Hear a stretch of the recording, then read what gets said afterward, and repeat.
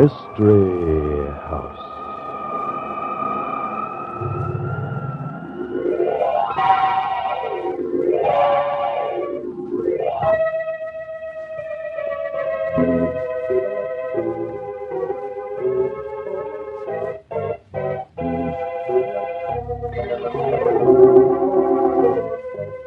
Mystery House, that strange publishing firm owned by Dan and Barbara Glenn, where each new novel is acted out by the Mystery House staff before it is accepted for publication. Mystery House.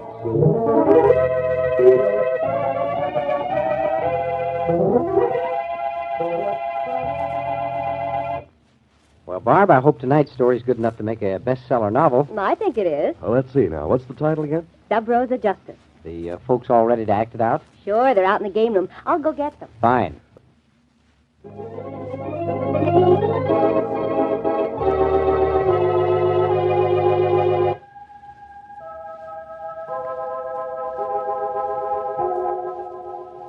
Okay, places, everybody.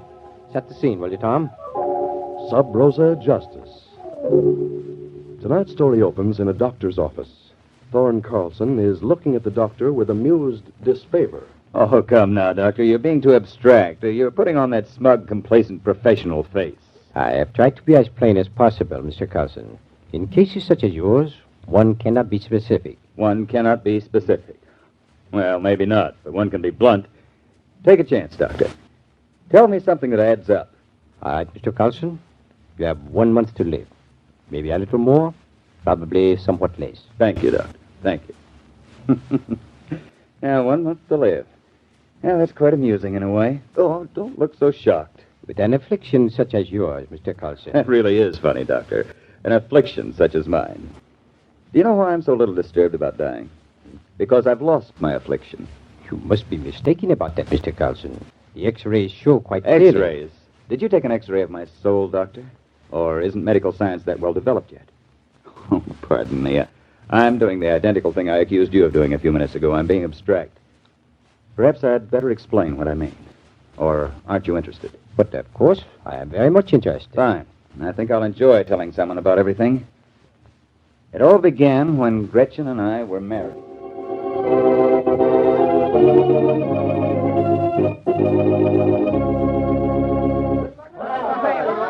Goodbye, everybody. We'll be back in 3 weeks. And here's a little surprise for all of you. Surprise? What are you talking You about? see? It's a surprise on Thorne, too. We'll be at home at the old Tinley Mansion. Mother's giving it to us for a wedding present.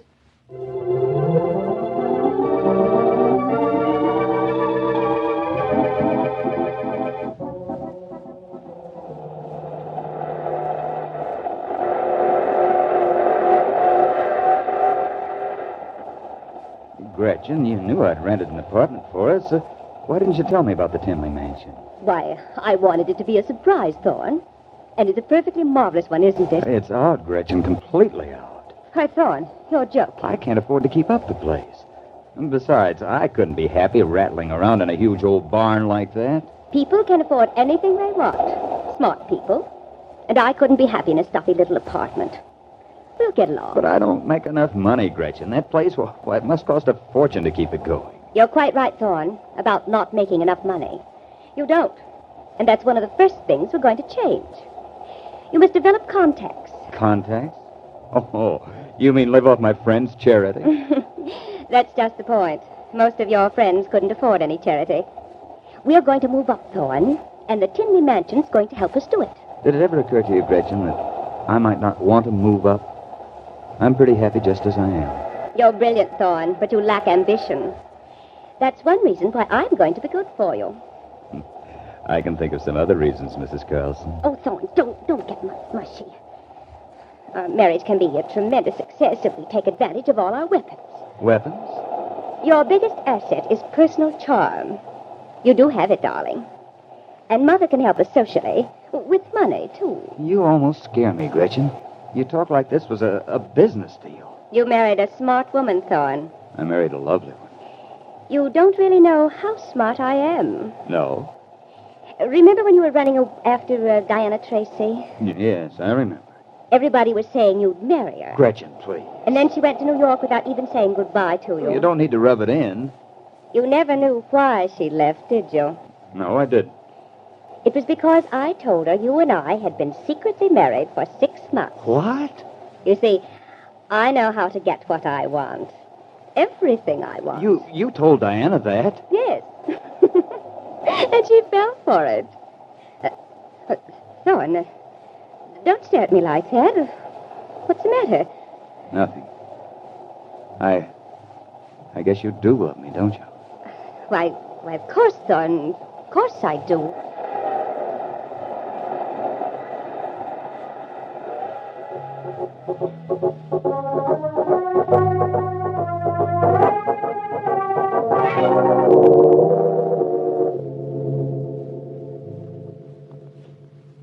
Oh, Thorne, you'll have to change in a hurry. Guess who's going to be here for dinner tonight? Oh, Gretchen, can't we just for once have some friends in for dinner? Must we be forever selling something? You should know the answer to that. Bills past due at every store in town. You bet we should be selling. And Thorne, Well, what now? it's terribly important that you play up to Mrs. Sweet tonight. I can handle her husband, but she'll actually make the decisions. I'm sure of that. So be especially nice and charming to her. There's a word to describe you, Gretchen. Thorne, Get me sore enough and I'll use it sometime.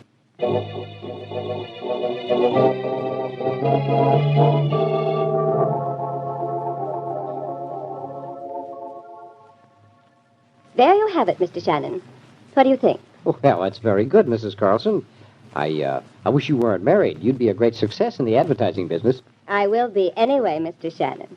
Oh, you mean you'd go to work for my agency? No, but my husband will, and I'll press the buttons. I'll be working for you almost as if I had an office here. I don't doubt it a bit. What's your proposition? You have a fine agency. Your trouble is that you don't have enough good prospective clients. You're too cold-blooded a businessman. Cold-blooded? Well, go on. My husband's a business fool, but he has charm and social position. He has the things you need. I sell on the merits of my product. Oh, nonsense. You need what Thorne could give you, and you know it. Well, what does Mr. Carlson think about all this? He's an architect, isn't he? Well, I haven't even consulted him yet. But he'll come into your agency if I tell him to. There's just one catch to it, Mr. Shannon. Yes, what's that? He'll cost you a half interest in your agency.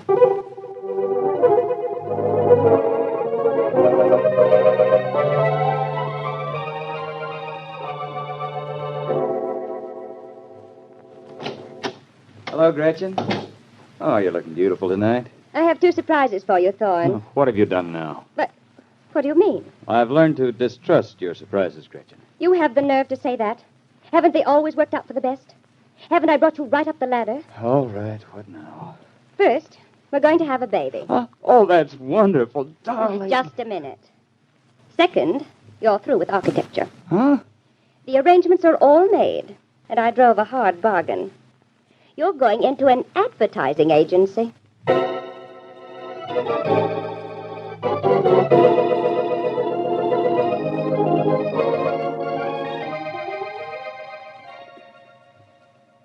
Daddy, can you help me with my arithmetic? Why, sure, Topsy. Thorne, I wish you wouldn't call the child by that ridiculous nickname. Other children in the neighborhood are beginning to pick it up. Oh, but I like being called Topsy, Mother. Well, you shouldn't. Mother, why is it that the things I really and truly like are always the things I shouldn't like? I suppose that's because you take after your father, dear. Oh, for heaven's sake, Gretchen, you don't have to let the child... Let her know the facts of life? You're quite wrong, Thorne. Won't you help me with my arithmetic, Daddy? Sure, Topsy. You know, we've got to get E.E. Cummings' book of poetry, Is 5.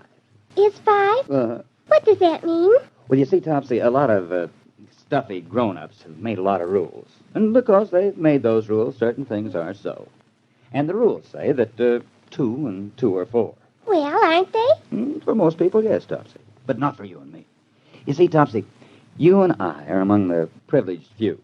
And just because some old sour-faced schoolmaster's made a rule, you and I don't have to believe it. Well, what do we believe then, Daddy? Well, we think that quite possibly, under the right circumstances, 2 and 2 aren't 4 at all. No, maybe when the moon's in the right phase, 2 and 2's 5. Thorne, I won't have it, you hear? I work to keep her from being an impractical fool, and you tear down everything I do. Not quite everything, I'm afraid, Gretchen. But I try hard. Oh, are we expecting guests this evening? Only Bob Shannon. I asked him over. Run on up to bed, Dorothy. I'll take you, Topsy. The child's quite capable of going to bed by herself. Come on, Topsy. Last one up the stairs is a purple-faced baboon. Oh, Bob. Come in. Hi, Gretchen. Why the command summons? I thought there were some things we should discuss. Ah, Gretchen, you know I love this house. It's so cool and efficient looking.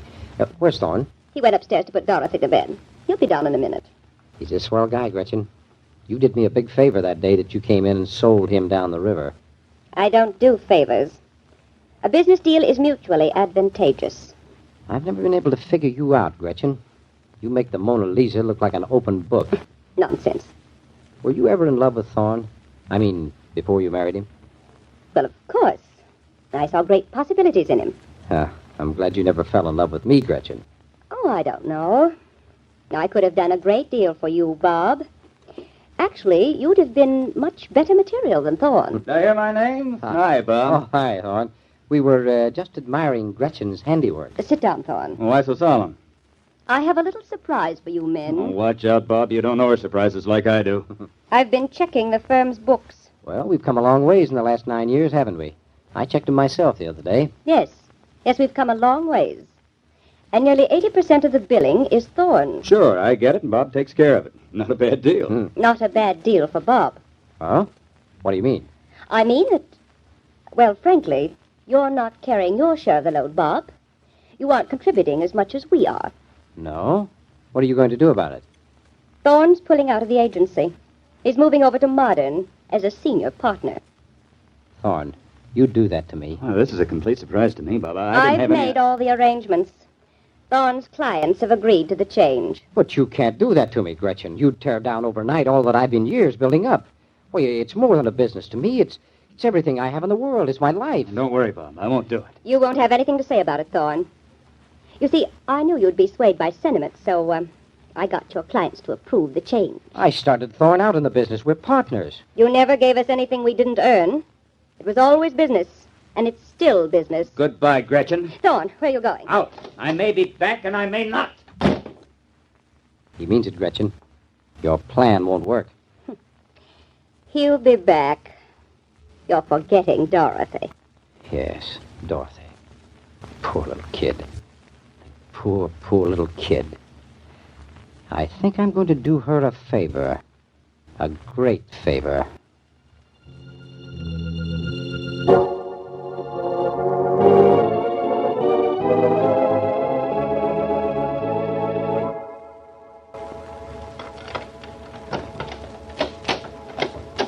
Gretchen.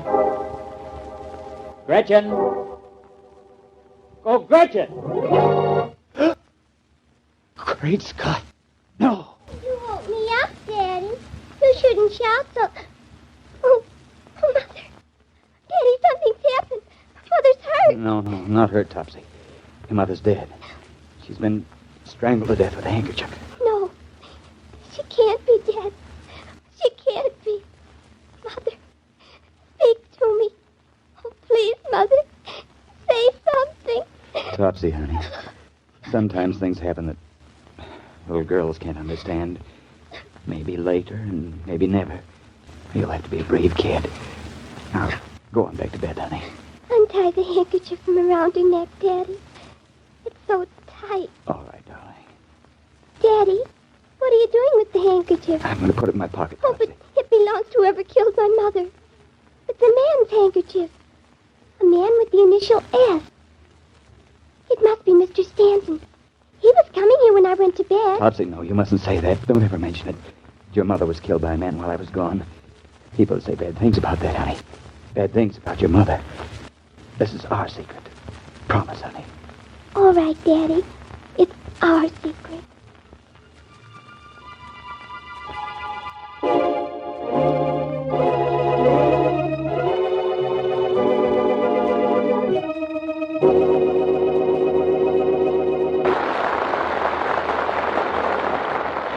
Hey, if there have to be murders, I'm all in favor of having them happen to people like Gretchen.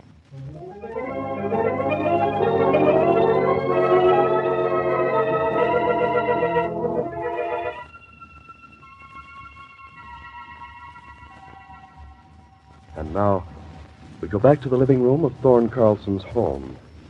The twisted body of Gretchen Carlson is still on the floor behind the piano. The police have just arrived on the scene. I'm sleepy, Daddy. And I'm scared. I want to go to Grandma's. In just a little while, lass. You can go to your grandma's. Maybe I'll take you in a squad car. Wouldn't that be fun? Topsy, this is Mr. Dolan. He's from the police. How do you do, Mr. Dolan? How do you do? So your name's Topsy, huh? That's cute. Oh, it's not my real name. Mother got awful mad when Daddy called me Topsy, but I liked it. So your mother got mad, huh? At your daddy? Yes. She didn't like the way Daddy always jokes and teases. I guess she was sort of mad at him lots. Topsy. Didn't your daddy ever get mad at your mother? Oh, no. He just looked sad when she scolded him. Kind of like he'd fallen and hurt his knee. Dolan, this can't go on. You've got to stop it. Maybe you could stop it, Dolan. Me? How? By signing a confession, Mr. Carlson. A confession to your wife's murder.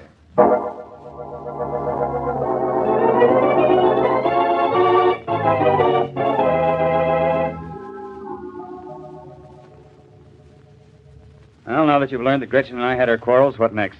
I figured that was kind of up to you. What do you mean? A man has a quarrel with his wife. The wife is murdered. But I tell you, I wasn't even here when she was murdered. Sure, you tell me that. I wasn't mad tonight. I was just disgusted. So disgusted that I walked out on them. Them? You hadn't said anything about anyone else. You said you and your wife were alone. We were. When a woman gets murdered, there's a reason. Either you're lying about you and her being alone, or you killed her. No, that's not true. You had a motive. You hated your wife. You fought with her. You had the opportunity. You were alone with her tonight. Stop it. Don't you have any feelings at all? I'll get it. Hello? Oh, Newton. What? Well, I'll be darned.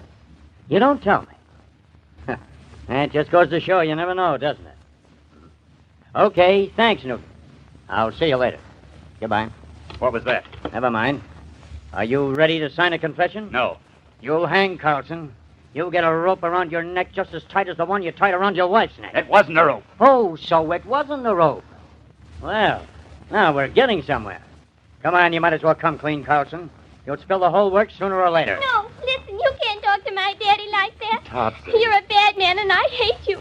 Besides, you don't know what you're talking about. Topsy, I thought you were in bed. I was sitting at the top of the stairs listening. Hang it, Dolan. You can't torture the youngster this way. So I don't know what I'm talking about, huh, Topsy? No, Topsy, please. But I'm sure I do know what I'm talking about, Topsy. but it wasn't a rope at all, just like Daddy says. He was telling you the truth. Then what was it? Pops, for the love of It Mike. was a handkerchief, that's what it was. A man's handkerchief, wasn't it, Daddy? Honey, please go on back up to bed. You shouldn't be down here. So it was a man's handkerchief. And, what happened to it? Daddy stuck in his pocket. That pocket right there. I'll remember this, Dolan. And your daddy put it in his pocket because he didn't want anybody to know it was his. Is that right? Oh, but it wasn't his, Mr. Dolan. It wasn't Daddy's at all. It was Mr. Shannon's. Daddy said I mustn't tell, but you won't tell anybody, will you? Hand it over, Carlson. I won't do it. You can't make me. This isn't a game, Carlson. This is a murder I'm investigating, a cold-blooded murder. And I think I can make you. Now give it here. All right. Here. All twisted. I can see where there's been some hard knots tied in it. Initial letter S in the corner. You'll be sorry for this, Dolan. Did your daddy say why you mustn't tell anybody about the handkerchief, Topsy? Yes. He said something about my mother being killed by a man while he wasn't here, and something about people talking bad. He said maybe someday I might understand. Oh, I see. You're quite a guy, Carlson. I'd like to shake your hand. What for? You take a murder rap to protect your wife's name. But Shannon didn't kill her. Shannon wouldn't do a thing like that. Was Shannon here when you left the house this evening? No. No, he wasn't. Why, Daddy, that was a whopper. He was. You know he was. Thanks, Topsy. Now you can go up and go to sleep. And you won't talk bad to my daddy anymore? No, I won't talk bad to your daddy. I think I'll talk kind of respectful to him. Good night. Good night. Good night, Daddy. Good night, It was dear. all right for me to tell Mr. Dolan our secret, wasn't it? Yes, honey. I guess it was all right. You probably won't believe this, Mr. Carlson, but I already knew Shannon was the murderer anyway. All I had to do was bust somebody enough to get the truth. So you picked on a child. Yes, I suppose you could say that. But I don't think I did wrong. Murder is something I've seen a lot of, but it still gets under my skin. Every time is just as bad as the time before. You didn't know it was Shannon. You couldn't know. You're bluffing. No, I'm not bluffing. Remember that telephone call I got from the station? The one you were so curious about? Yes? Your partner, Mr. Shannon, tried to commit suicide tonight just a little while ago. Turned on the gas in his apartment. He's dead? No, he didn't get off that easy. He'll pay the full price for this. He'll suffer a lot more than inhaling gas.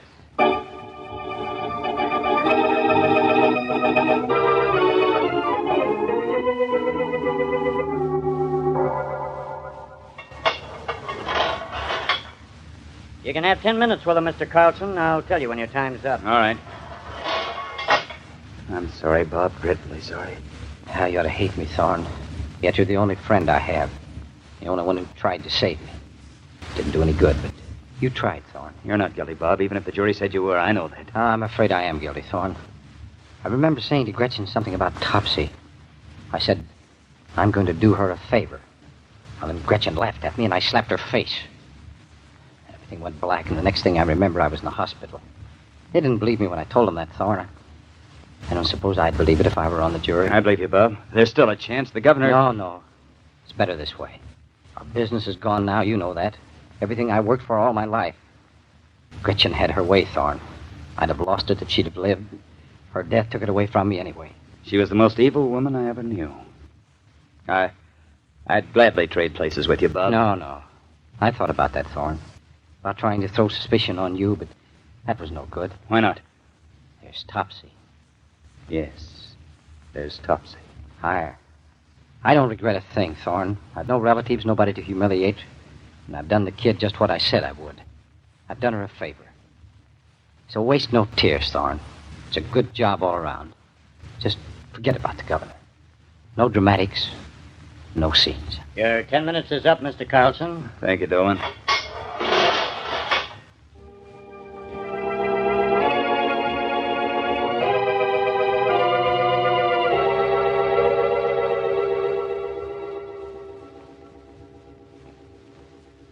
That's the story, Doctor.